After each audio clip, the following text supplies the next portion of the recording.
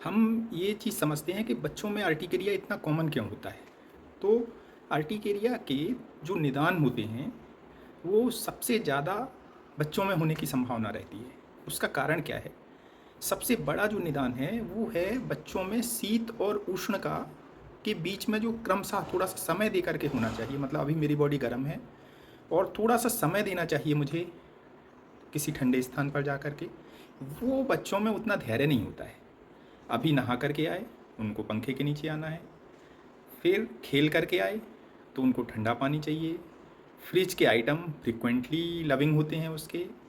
तो ये जो चीज़ें रहती हैं, ये चीज़ें बच्चे के टेम्परेचर को अचानक कम करती हैं और फिर इसके अपोजिट भी बच्चे करते हैं तो अचानक से टेम्परेचर बढ़ जाता है। जैसे अभी ठंडी आइसक्रीम खाई और फिर अचानक से धूप में खेलने के लिए चले गए।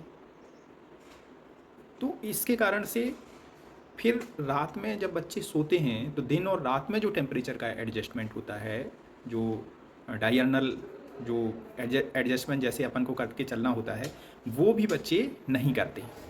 मतलब अभी दिन में गर्मी है, कम कपड़े पहने हुए हैं और रात में ठंडी होने लगी, तो देन उनका टेम्परेचर जो है ना वो सो जाएंगे और उनका टेम्परेचर अचानक से थोड़ा सा ज़्यादा कम हो जाता है। तो ये जो टेम्परेचर को मेंटेन ना करने का एक कारण है, शीत और उष्ण का जो क्रमशः होना चाहिए, क्योंकि हमारी जो बॉडी है ये इसकी जो होम्योस्टेसिस है इसको डिस्टर्ब कर देते हैं बच्चे।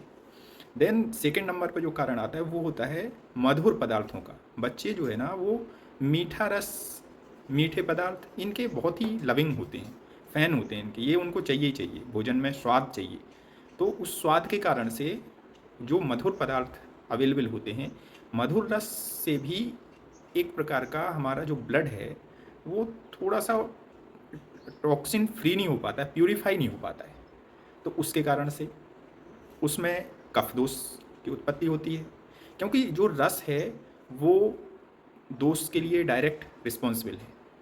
और तीसरा कारण जो बाजार के जो बासे जो पदार्थ हैं, रूखे जो पदार्थ हैं, स्पाइसी जो पदार्थ हैं जिनमें फ्लेवर, फ्रेगरेंस, प्रिजर्वेटिव्स, कलर, ये सारी चीज़ें ऐड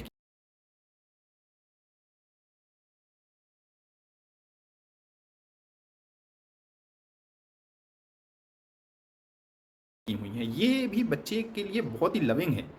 और वो घर के जो बने हुए होम मेड जो रेडी आइटम्स हैं उनको खाने की बजाय, घर का भोजन करने की बजाय इन सारे भोजन पर डिपेंड करता है। इसके कारण से बच्चों में जो बोलते हैं सोथा संजायते वही, मतलब बाहर की ओर उभरा हुआ सोत, ऐसा सोत हो जाता है। शीत मारुत संस्पर्शे, शीत मारुत मतलब ठंडी हवा का संस्पर्श हुआ और उससे प्रकुपितो कफ अनिले, उससे जो है ना जो वायु है वो कफ को कुपित कर देती है और साथ में पित्त को भी कुपित कर देती है। तो सरागा और साकंडू शोथ संजायते वही, इस प्रकार के जो रैसेस होते हैं वो उत्पन्न हो जाते हैं। और इन रैसेस को जब ये छोटे होते हैं तो इनको शीत पित्त बोला जाता है। जब थोड़ा सा और बड़े होते हैं और फैले हुए होते हैं, ज़्यादा स्पेस को ऑक्यूपाई करते हैं, तो इनको बोलते हैं हम उदर्द। और जब ये और बड़े मंडल के रूप में होते हैं तो उसको बोलते हैं उत्कोट।